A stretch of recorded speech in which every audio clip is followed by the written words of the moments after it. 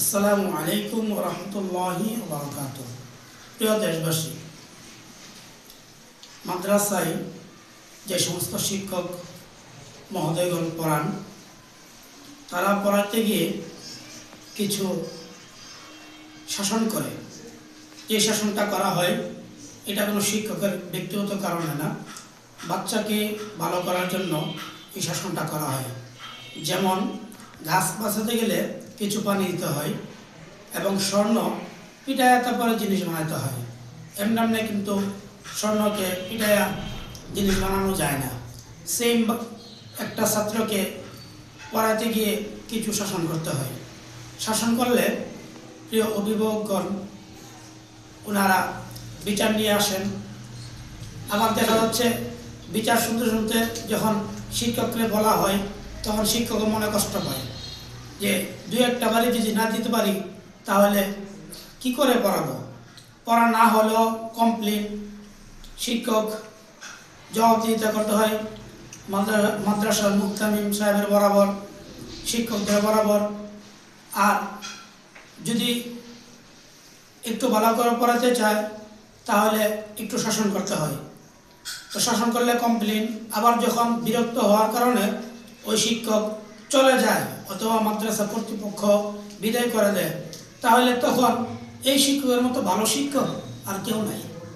কারণ ভালো শিক্ষকরা চলে গেছে, ভালো শিক্ষকটারে বিদায় করে দিছে। আসলে আমাদের দেশে একটা বাংলা প্রবাদ আছে, থাকতে কাছি আড়াইলে দাম। তাইলে যখন সন্তানকে মানুষ করবে, পড়াবে, তখন কিছু শাসন করতে হয়। এই শাসনের জন্য যে ব্যক্তি মনে করেন মামলা করবে এরকম হুমকি দিছে, আবার ওই ব্যক্তির মুখ দিয়েই ওই শিক্ষক চলে যাওয়ার কারণে বলে যে ভালো শিক্ষকটা চলে গেছে, ওই শিক্ষকটা ভালো ছিল, ওই শিক্ষকের খোঁজখবর নিত, কিন্তু থাকতে আমরা মূল্যায়ন করতে পারি না। তাহলে এইভাবে করলে প্রতিষ্ঠানের কর্তৃপক্ষ কি করবে? ছাত্রকে বোঝাবে না অভিভাবককে বোঝাবে না শিক্ষককে বোঝাবে? তাহলে এরকম সমস্যা নিয়ে একজন প্রতিষ্ঠানের প্রধান বা পরিচালক অথবা মুহতামিম সাহেব বা প্রিন্সিপাল অথবা মালিক, ওনারা অসহায়, ওনারা কিচ্ছু করতে পারে না। তাহলে এই ক্ষেত্রে আপনারা দেশের যে সমস্ত অভিভাবকগণ বাচ্চাদেরকে পড়াচ্ছেন, অল্প একটু শাসন করলে এটা একটু ধৈর্য ধারণ করতে হবে এবং এটা নিজে মেনে নিতে হবে। কারণ আপনার বাচ্চাকে পড়াবে আপনার ভালোর জন্য, আপনার বাচ্চার ভালোর জন্য।